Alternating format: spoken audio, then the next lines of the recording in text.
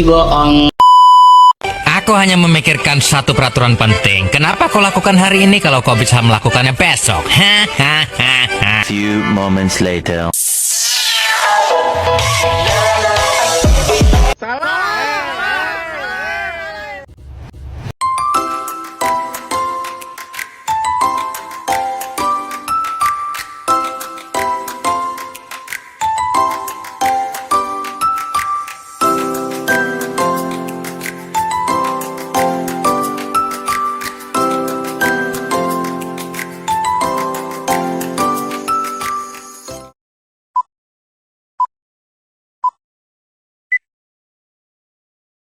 Hai, nama lengkap saya Serafino dari Tangkul, bisa dipanggil Vino. Saya dari kelas 10E akan menjelaskan teori yang dijelaskan oleh Paul Michael Foucault dan biografinya.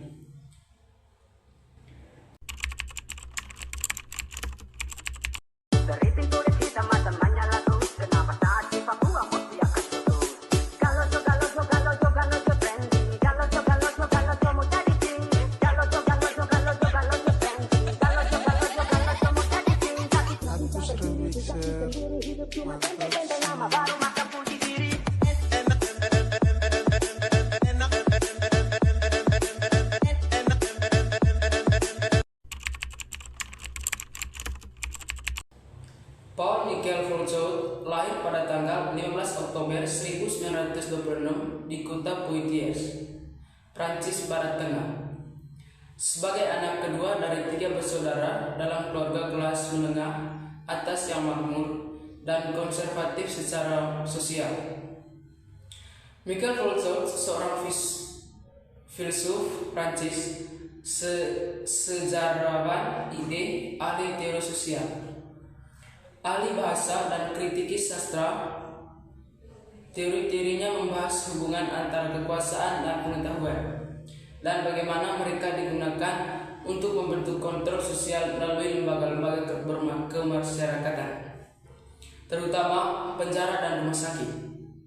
Meskipun sering disebut sebagai pemikir post-strukturalis dan postmodernis, Foucault menolak label-label ini dan lebih memilih untuk menyajikan pemikirannya sebagai sejarah kritis modernitas. Pemikirannya sangat berpengaruh bagi kedua kelompok akademik dan aktivis. Foucault berasal dari keluarga dengan latar belakang medis yang kuat, dengan ayahnya seorang Luther dan kakeknya juga seorang Luther.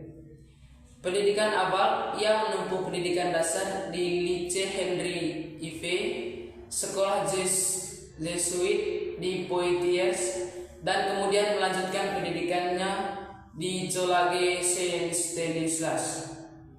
Ayahnya Paul André Foucault adalah seorang Luther badan berkemuka yang merupakan putra dari seorang Luther lokal yang juga bernama Paul Foucault. Ibu Foucault, Anne, juga merupakan putri seorang Luther badan bedah dan telah lama ingin menekuni karir medis, tetapi keinginannya harus menunggu hingga adik laki-laki Foucault lahir karena karir seperti itu tidak tersedia bagi wanita pada saat itu. Tentunya bukan suatu kebetulan jika sebagian besar karya Foucault berkisar pada interogasi kritis terhadap wacana medis. Teori yang dijelaskan oleh Michael Foucault tentang kekuasaan, pengetahuan, dan wacana. 1. Kekuasaan. Foucault melihat kekuasaan itu sebagai sesuatu yang positif dan produktif.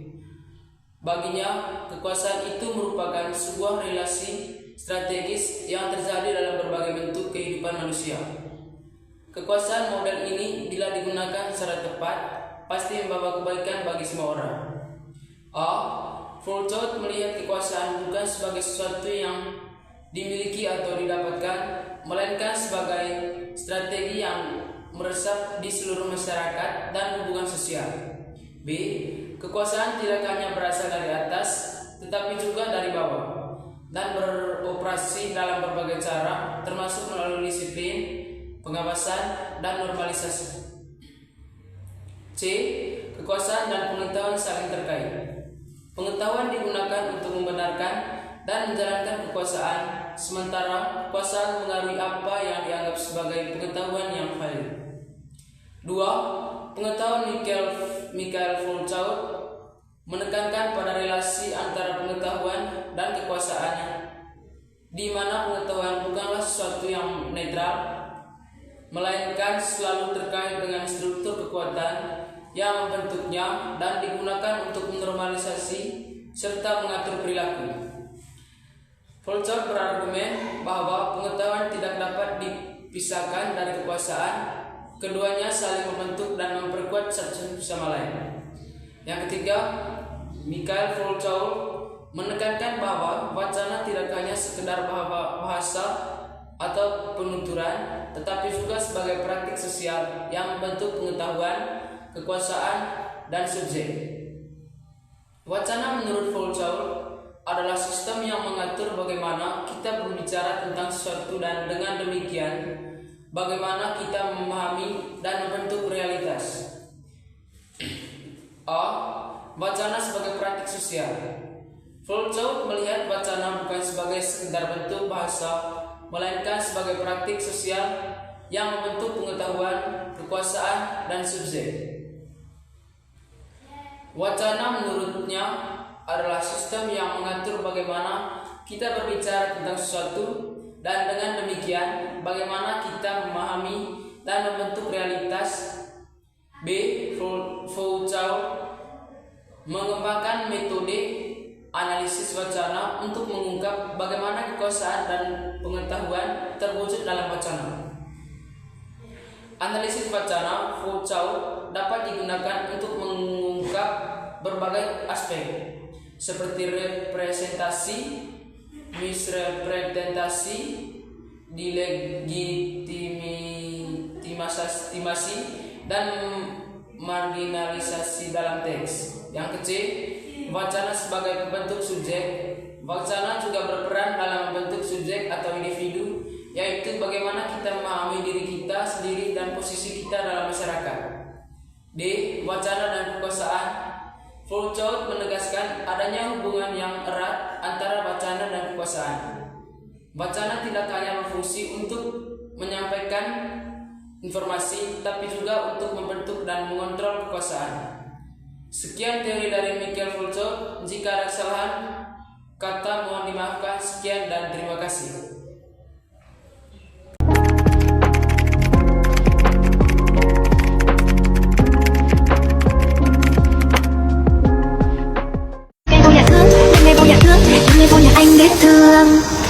Giây phút em gặp anh